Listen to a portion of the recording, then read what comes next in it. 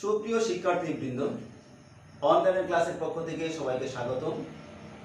আশা করি আল্লাহর রহমতে তোমরা সবাই ভালো আছো। আমি মোহাম্মদ সোহেল ইসলাম শাহিন, সহকারী শিক্ষক, জহিরিয়া উচ্চ বিদ্যালয়। আমি গত ক্লাসে নবম দশম শ্রেণীর রসায়ন বিষয়ের চতুর্থ অধ্যায়ের কিছু অংশ নিয়ে আলোচনা করেছিলাম। সেখানে আলোচনা করেছিলাম যে পর্যায় সারণীতে কিভাবে মৌলের অবস্থান নির্ণয় করতে হয়। আশা করি তোমরা সেই ক্লাসটা বুঝেছ এবং তোমাদের কিছু বাড়ি কাজ দিয়েছিলাম, সেগুলো অবশ্যই তোমরা সুন্দর করে করেছো। আজকে এই চতুর্থ অধ্যায়ের কিছু অংশ নিয়ে আমি তোমাদের সাথে আলোচনা করব। দেখো, আজকে আমি এই চতুর্থ অধ্যায়ের কোন কোন বিষয় নিয়ে আলোচনা করব আমরা একটু দেখে নিই। পর্যায় সারণীর মূল ভিত্তি কি, হাইড্রোজেন ও হিলিয়াম এর অবস্থান, মৌলের পর্যাবৃত্ত ধর্ম। এই মৌলের পর্যাবৃত্ত ধর্ম পয়েন্টগুলো হচ্ছে দাতব ধর্ম, অদাতব ধর্ম, পরমাণুর আকার, পারমাণবিক ব্যাসার্ধ, আয়নীকরণ শক্তি, ইলেকট্রন আসক্তি এবং তড়িৎ ঋণাত্মকতা। এই বিষয়গুলো তোমাদের সাথে আজকে আমি আলোচনা করব। চলে আবার আমরা জানি পর্যায় সারণীর মূল ভিত্তি কি।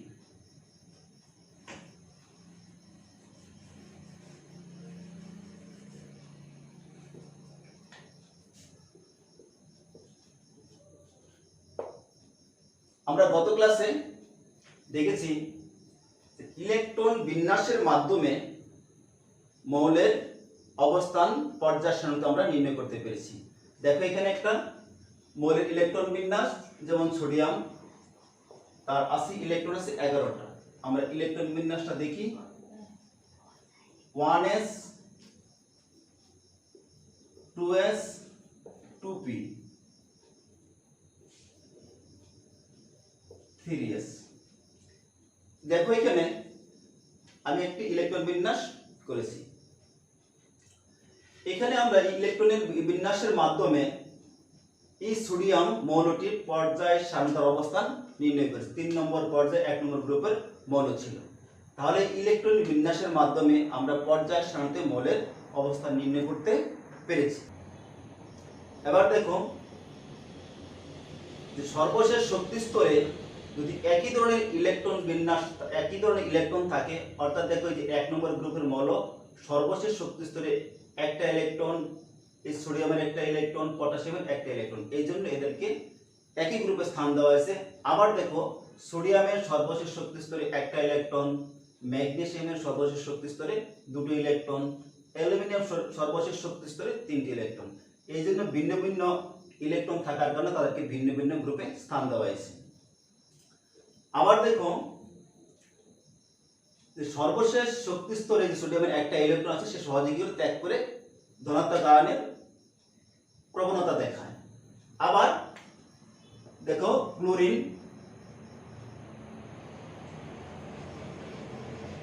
একটা ইলেকট্রন গ্রহণ করে ঋণাত্মক আয়নের প্রবণতা দেখায়। তাহলে আমরা এখানে কি দেখলাম, ইলেকট্রন বিন্যাসের মাধ্যমে পর্যায় সারণীতে মৌলের অবস্থান এবং ইলেকট্রন ত্যাগ করার প্রবণতা এবং ইলেকট্রন গ্রহণ করার প্রবণতা, এগুলো আমরা দেখতে পেলাম। তাহলে আমরা এখান থেকে কি সিদ্ধান্ত নিতে পারি যে পর্যায় সারণীর মূল ভিত্তি হচ্ছে ইলেকট্রন বিন্যাস।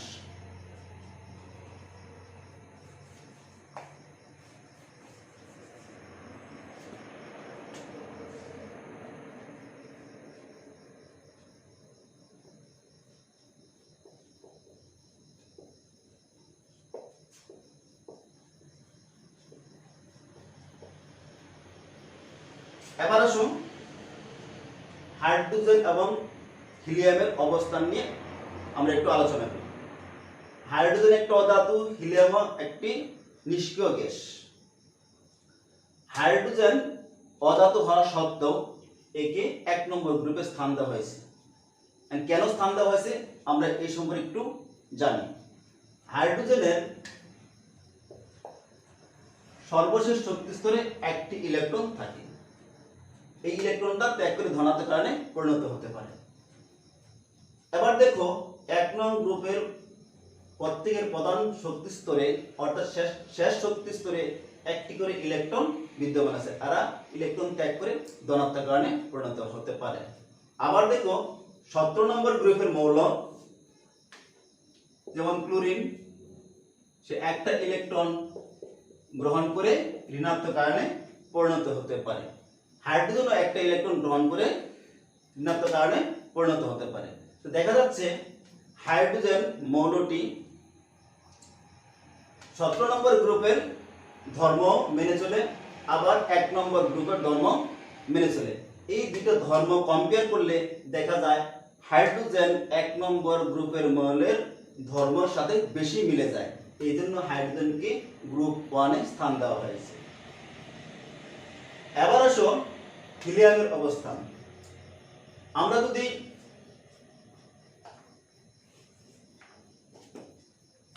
হিলিয়ামের ইলেকট্রন বিন্যাসটা দেখি, আমরা জানি হিলিয়ামের ইলেকট্রন সংখ্যা 2 এবং এখানে একটা শক্তি স্তর আছে এবং একটা শক্তি স্তরের প্রথম শক্তি স্তরে দুইটি ইলেকট্রন থাকতে পারে এবং দুইটি ইলেকট্রন দ্বারাই পূর্ণ আছে। আবার ক্যালসিয়ামের ক্ষেত্রে আসো, এর সর্বশেষ শক্তি স্তরে ইলেকট্রন আছে 2টা।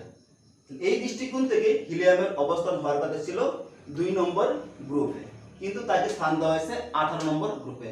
কেননা এখানে সর্বশেষ শক্তি স্তরে দুইটি ইলেকট্রন থাকতে পারে এবং দুইটি ইলেকট্রন দ্বারা একবার পরিপূর্ণ, এই জন্য সে ইলেকট্রন গ্রহণও করতে পারে না, ত্যাগও করতে পারে না, এমনকি তারা নিজের মধ্যে শেয়ারও করতে পারে না।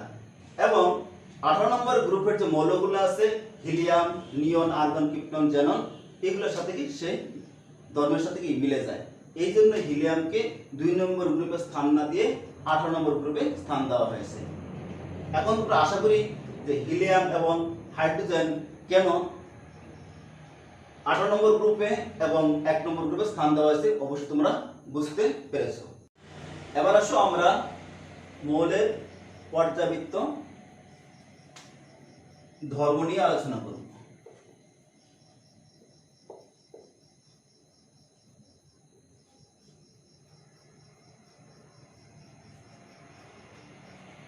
মৌলের পর্যাবৃত্ত ধর্মের প্রথম পয়েন্ট হচ্ছে কি ধাতব ধর্ম।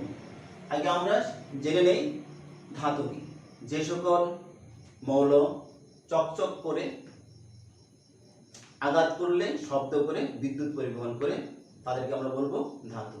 আধুনিক সংজ্ঞানুসারে যেসব মৌলের সর্বশেষ শক্তি স্তরে এক বা একাধিক ইলেকট্রন ত্যাগ করে ধনাত্মক আয়নে পরিণত হয় তাকে আমরা বলবো ধাতু।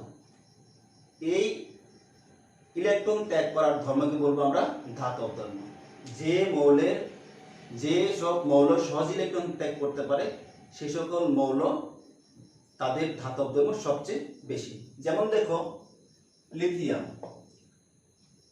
এর সর্বশেষ শক্তি স্তরে কয়টা ইলেকট্রন আছে? একটা। সে সহজেই একটা ইলেকট্রন ত্যাগ করে ধনাত্মক আয়নে পরিণত হতে পারে। তাহলে এই ক্ষেত্রে দেখো এই যে এখানে আমি একটা পর্যায়ের মৌল ইলেকট্রন বিন্যাস তোমাদেরকে দেখিয়েছি।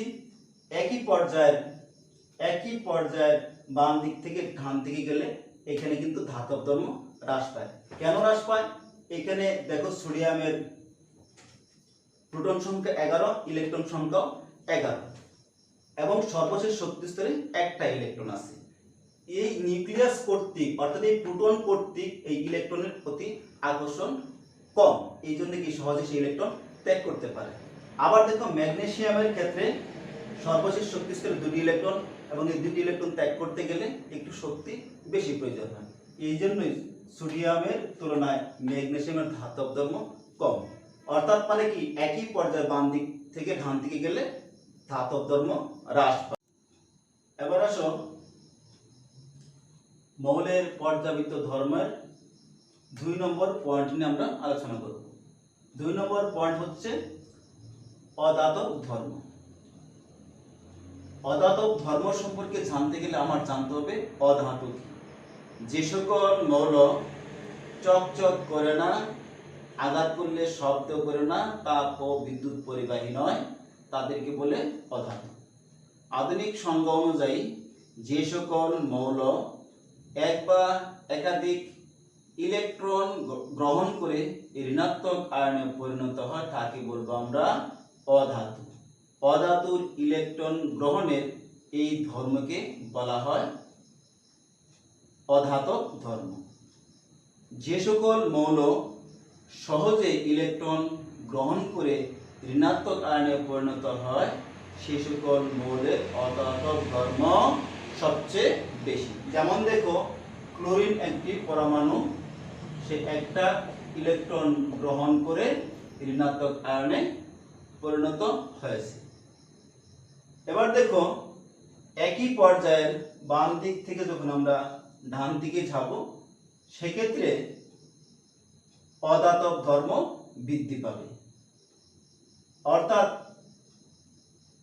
ডান পাশের মৌলগুলো পর্যায় সারণী, ডান পাশে পর্যায় সারণী দেখো, পর্যায় সারণীর এই ডান পাশের এই মৌলগুলোর ইলেকট্রন গ্রহণের প্রবণতা সবচেয়ে বেশি। এই জন্য এই সকল মৌলগুলোকে আমরা বলবো অধাতু, অর্থাৎ ইলেকট্রন গ্রহণের প্রবণতা তাদের বেশি, এই জন্য এদেরকে বলবো আমরা অধাতু।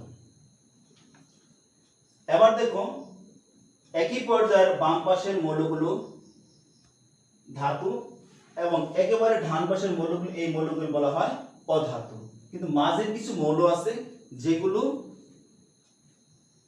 ধাতুর মতো আচরণ করে আবার অধাতুর মতো আচরণ করে, সেই সকল মৌলগুলোকে আমরা বলবো অর্ধধাতু বা অপধাতু। আধুনিক সংজ্ঞা অনুযায়ী যে সকল মৌল কোনো কোনো সময় ইলেকট্রন গ্রহণ করে আবার কোনো কোনো সময় ইলেকট্রন ত্যাগ করে সেই সকল মৌলকে আমরা বলবো অর্ধধাতু বা অপধাতু। একই পর্যায়ে দেখো, বাম পাশের মৌলগুলো হচ্ছে ধাতু এবং মাঝের মৌলগুলো হচ্ছে অর্ধধাতু বা উপধাতু এবং ডান পাশের মৌলগুলো হচ্ছে অধাতু। মৌলের পর্যাবৃত্ত 3 নম্বর, এখন আমরা 3 নম্বর পয়েন্ট নিয়ে আলোচনা করব। 3 নম্বর পয়েন্টটা কি ছিল?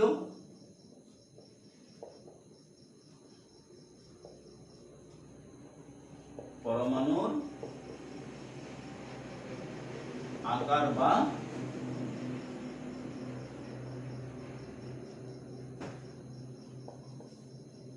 পারমাণবিক ব্যাসার্ধ। এখন আমরা এই পয়েন্টটা নিয়ে আলোচনা করব। পরমাণুর আকার বা পারমাণবিক ব্যাসার্ধ মৌলের একটি পর্যাবৃত্ত ধর্ম। একই পর্যায়ের বাম দিক থেকে যখন আমরা ডান দিকে যাই তখন কি পারমাণবিক আকার বা পারমাণবিক ব্যাসার্ধ হ্রাস পায়।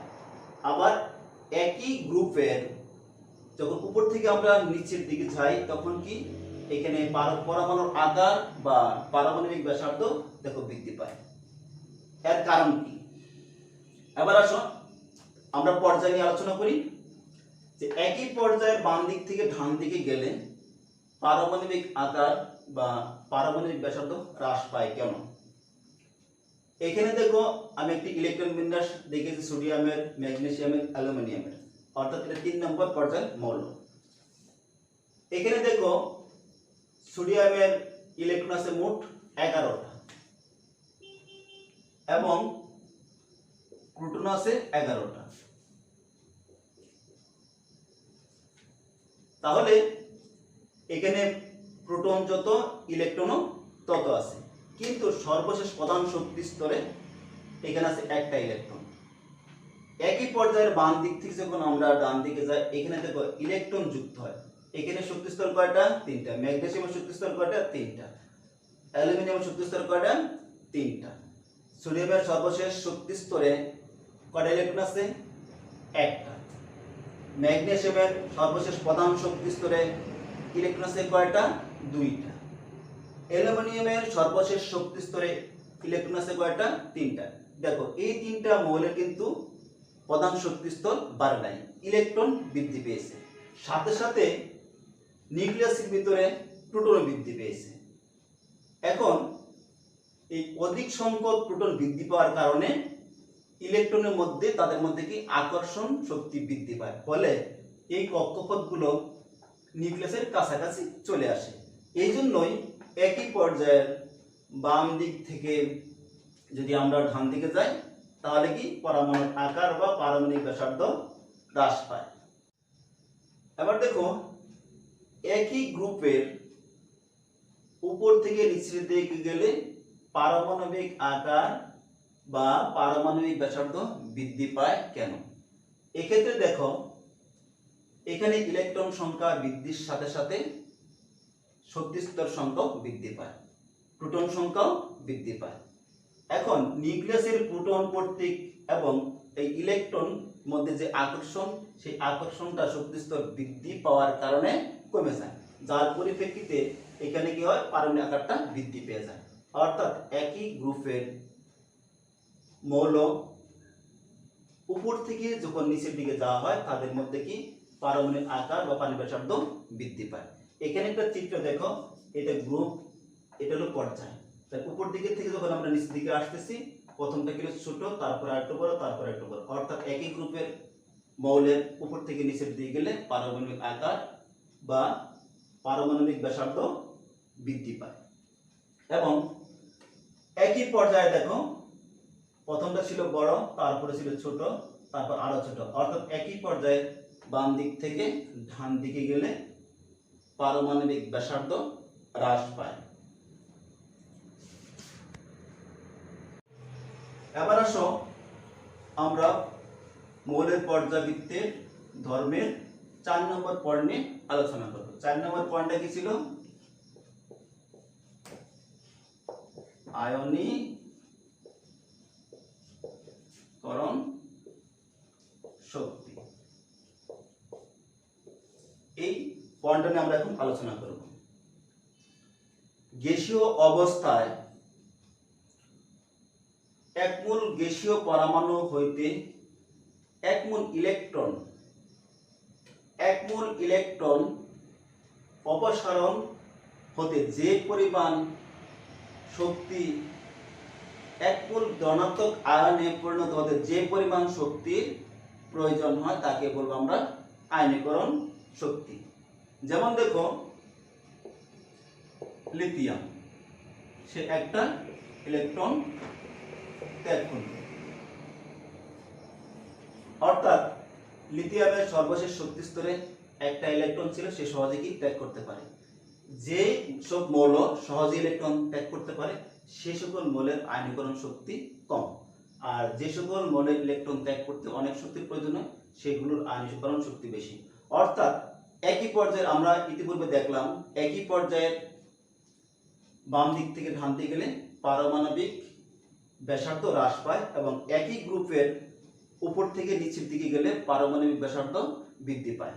পারমাণবিক আকার যত ছোট হবে আয়নীকরণ শক্তির মান তত বেশি, আর পারমাণবিক আকার যত বড় হবে তার আয়নীকরণ শক্তির মান কম।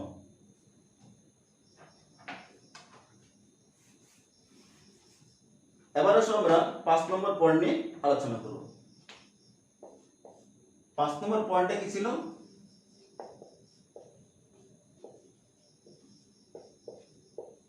ইলেকট্রন আসক্তি।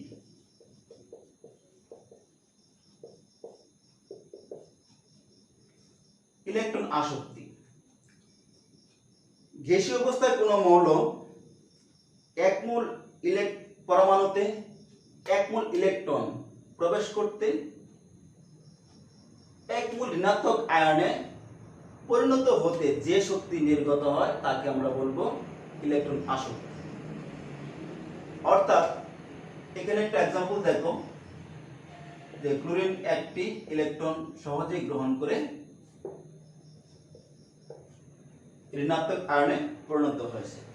অর্থাৎ সে সর্বশেষ শক্তি স্তরে 7টা ইলেকট্রন ছিল, সে একটা সহজে গ্রহণ করতে পারে। অর্থাৎ যে সকল মৌল সহজে ইলেকট্রন গ্রহণ করতে পারে তাদের ইলেকট্রন আসক্তি বেশি, এবং যে সকল মৌল সহজে ইলেকট্রন গ্রহণ করতে পারে না সেগুলো ইলেকট্রন আসক্তি কম।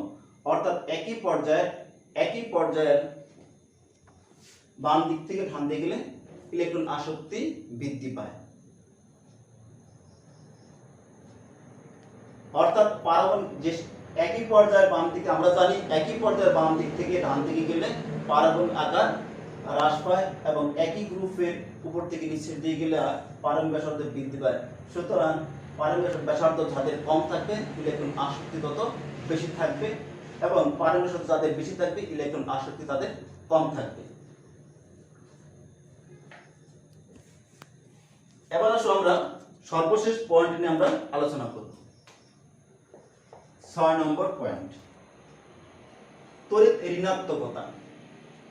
দুটি পরমাণু যখন সমযোজী বন্ধনে আবদ্ধ হয়ে অণুতে পরিণত হয়, অণু পরমাণুর পরস্পর ইলেকট্রনগুলো কি করে, দুটো ইলেকট্রন কি করে তাদের নিজেদের মধ্যে আকর্ষণ করে। এই আকর্ষণ করার প্রবণতাকে বলা হয় তড়িৎ ঋণাত্মকতা। এখন দেখো দুইটা আমরা বন্ধন দেখি।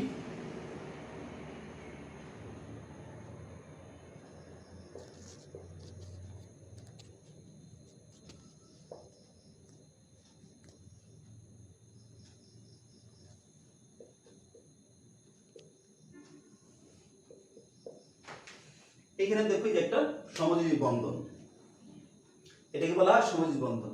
হাইড্রোজেন এই দুটো ইলেকট্রন তার নিজের দিকে নিয়ে আসতে চায় এবং অক্সিজেন এই ইলেকট্রন তাকে নিজের দিকে নিয়ে আসতে চায়।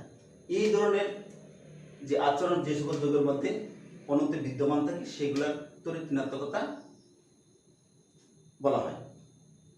এই তড়িৎ ঋণাত্মকতা মৌলের পর্যায়বৃত্ত একটি ধর্ম। এই পর্যায়ের ভামের মৌলের পারমাণবিক ব্যাসার্ধ বেশি এবং ধানের মূল্য আমরা জানি পারমাণবিক ব্যাসার্ধ কম। পারমাণবিক ব্যাসার্ধ কমলে তড়িৎ ঋণাত্মকতা মান বাড়ে এবং পারমাণবিক ব্যাসার্ধ বাড়লে তড়িৎ ঋণাত্মকতার মান কমে। আশা করি আমরা যে আজকে মৌলের পর্যায়বৃত্ত ধর্ম নিয়ে আলোচনা করলাম মোটামুটি তোমরা বুঝতে পেরেছ। তোমাদের পাঠ্য বইয়ের 74 পৃষ্ঠায় খুলে দেখো, এখানে কিছু সংজ্ঞা আছে। এই সংজ্ঞাগুলো আমাদের জ্ঞানমূলকের জন্য অবশ্যই শিখতে হবে। সংজ্ঞাগুলো কি হচ্ছে, প্রথমে হচ্ছে ক্ষার ধাতু। ক্ষার ধাতু কাকে বলে? এখানে দেখো 1 নম্বর গ্রুপে এখানে মোট মৌল আছে 1 2 3 4 5 6 7টা। এই 7টা হাইড্রোজেন বাদে বাকি 6টি মৌলকে বলা হয় ক্ষার ধাতু। এদেরকে ক্ষার ধাতু কেন বলা হয়? এই মৌলগুলোর যে কোনো একটি পানিতে মিশ্রিত করলে হাইড্রোজেন গ্যাস উৎপন্ন করে সাথে ক্ষার উৎপন্ন করে, এই জন্য এদেরকে ক্ষার ধাতু বলা হয়। এবং এই 1 নম্বর গ্রুপের মৌলগুলো তোমরা ছন্দের মাধ্যমে মনে রাখতে পারো। তোমরা খাতা কলম নিয়ে লিখে নিতে পারো। হাই লি না কে রুবি ছুঁয়ে ফেলেছে। আমি আবার বলতেছি, হাই লি না কে রুবি ছুঁয়ে ফেলেছে। এই ছন্দের মাধ্যমে তোমরা এই 1 নম্বরের গ্রুপের মৌলগুলো মনে রাখতে পারো। এবার আসো মৃদ ক্ষার ধাতু কাকে বলে? এখানে দেখো 2 নম্বর গ্রুপের মধ্যে 6টা মৌল আছে। Beryllium, magnesium, calcium, francium, barium, radium, এই 6টা মৌলকে বলা হয় মৃদ ক্ষার ধাতু। এদেরকে মৃদ ক্ষার ধাতু কেন বলা হয়? এরা মাটির সাথে থাকে এবং এরা ক্ষার উৎপন্ন করে বলে এদেরকে মৃদ ক্ষার ধাতু বলা হয়।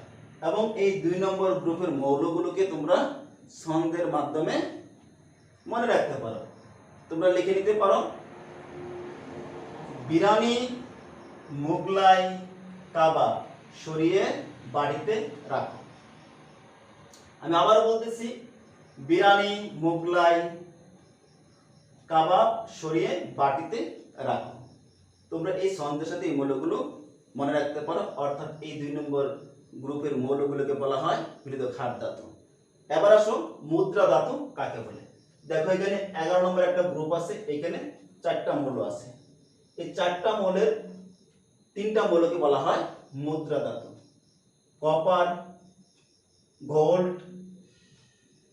কপার, সিলভার, গোল্ড, এই 3টা মৌলকে বলা হয় মুদ্রা ধাতু। এদেরকে মুদ্রা ধাতু কেন বলা হয়? প্রাচীনকালে এই ধাতুগুলো ব্যবহার করে তারা মুদ্রা তৈরি করতেন এবং ব্যবসা বাণিজ্য ও বিনিময়ের ক্ষেত্রে এগুলো ব্যবহার করতেন। এই জন্যই এই 3টা মৌলকে বলা হয় মুদ্রা ধাতু। এরপর আসে দেখো হ্যালোজেন। এই 17 নম্বর গ্রুপের মৌলগুলোকে বলা হয় হ্যালোজেন। হ্যালোজেন শব্দের অর্থ হচ্ছে কি লবণ উৎপাদনকারী। এর মূল উৎস হচ্ছে সামুদ্রিক লবণ। এই হ্যালোজেন অর্থাৎ এই 17 নম্বর গ্রুপের মৌলগুলোকে আমরা একটা সাধারণ সংকেত দিয়ে প্রকাশ করে থাকি, সেটা হলো এক্স। এক্স লিখলে আমরা বুঝবো এটা হ্যালোজেন। এই 17 নম্বর গ্রুপের মৌলগুলোকে তোমরা ছন্দের মাধ্যমে মনে রাখতে পারো। খাতা কলমে তোমরা লিখে নাও। ফুল কলি ব্রাঞ্চে আমি অল টাইম। ফুল কলি ব্রাঞ্চে আমি অল টাইম। এবার আসো নিষ্ক্রিয় গ্যাস। 18 নম্বর গ্রুপের মৌলগুলোকে বলা হয় নিষ্ক্রিয় গ্যাস।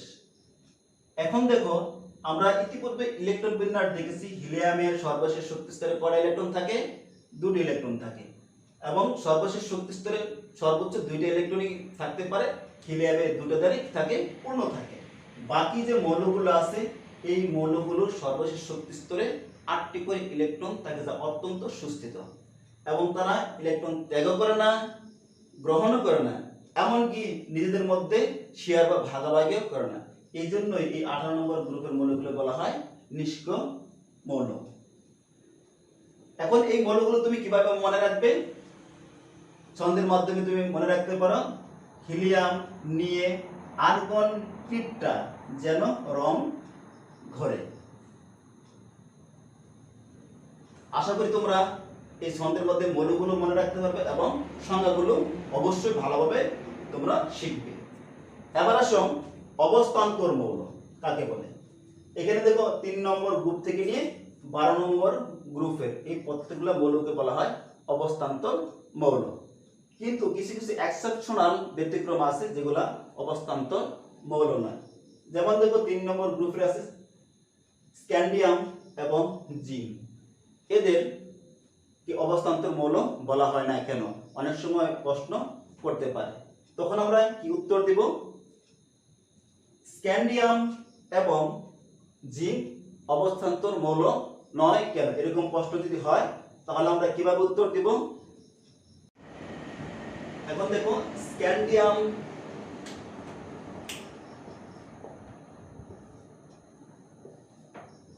এই দুইটা মৌলকে অবস্থান্তর মৌল বলা হয় না কেন? আমরা এখন উত্তরগুলা শিখে নিই। তোমরা খাতা কলম নিয়ে লিখে নিতে পারো। স্ক্যান্ডিয়াম এবং জিঙ্ক অবস্থান্তর মৌল নয় কেন? আগে আমরা জেনে নিই অবস্থান্তর মৌল কি। যেসব ডি ব্লক মৌল অন্তত একটি আয়ন গঠন করে এবং ইলেকট্রন বিন্যাসে ডি অরবিটালে আংশিক পূর্ণ থাকে তাদেরকে বলে অবস্থান্তর মৌল। আমি আবারও বলতেছি, সংজ্ঞাটা তোমরা লিখে নিতে পারো। যেসব ডি ব্লক মৌলে অন্তত একটি আয়ন গঠন করে ইলেকট্রন বিন্যাসে ডি অরবিটাল আংশিক পূর্ণ থাকে তাকে বলে অবস্থান্তর মৌল। এদের বৈশিষ্ট্য কেমন অবস্থান্তর মৌলের? এরা রঙিন যৌগ গঠন করে, এরা জটিল যৌগ গঠন করে, এদের পরিবর্তনশীল যোজনী আছে, এরা প্রভাবক রূপে কাজ করে। এখন দেখো স্ক্যান্ডিয়াম এবং জিঙ্ক কেন অবস্থান্তর মৌল নয়? স্ক্যান্ডিয়াম দেখো 3টা ইলেকট্রন ত্যাগ করে এত আয়নে পরিণত হয়, জিঙ্ক 2টি ইলেকট্রন ত্যাগ করে এত আয়নে পরিণত হয়েছে। এখন আমরা এদের ইলেকট্রন বিন্যাসটা একটু দেখি। স্ক্যান্ডিয়াম আয়নের ইলেকট্রন বিন্যাস দেখলাম, এখানে কোনো ডি অরবিটাল নেই, অর্থাৎ স্ক্যান্ডিয়ামের ডি অরবিটালে কোনো ইলেকট্রন অর্থাৎ এখানে ডি অরবিটালই নেই। আর আমরা জানি ডি অরবিটালে আংশিক যদি পূর্ণ থাকে তাহলে সেটাকে আমরা বলবো অবস্থান্তর মৌল। স্ক্যান্ডিয়ামের আয়নে এখানে কোনো ডি অরবিটাল ইলেকট্রন নেই, সুতরাং এই জন্য স্ক্যান্ডিয়াম অবস্থান্তর মৌল নয়। জিঙ্কের ক্ষেত্রে আসো, এই জিঙ্ক আয়নের ইলেকট্রন বিন্যাস দেখো।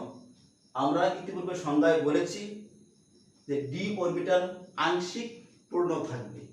দেখো এখানে ডি অরবিটাল কি আংশিক পূর্ণ? অবশ্যই না, ডি অরবিটাল পূর্ণ।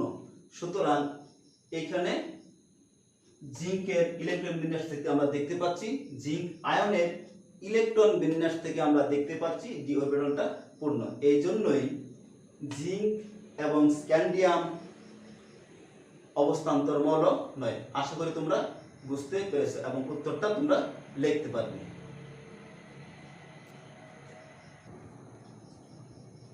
এই পর্যন্ত আমরা যা আলোচনা করলাম সেই আলোচনার আলোকে তোমাদেরকে আমি একটি ভারী কাজ দিয়েছি।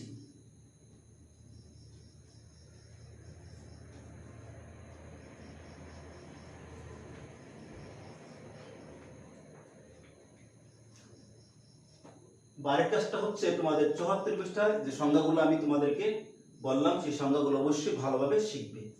আরেকটা দেখো, সৃজনশীল প্রশ্ন তোমাদেরকে দিয়েছি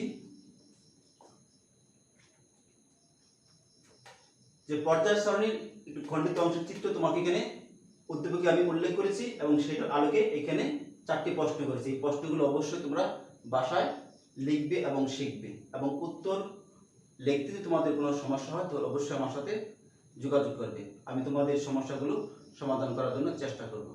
আজকের মতো এখানেই ক্লাস সমাপ্তি করছি। আল্লাহ হাফেজ।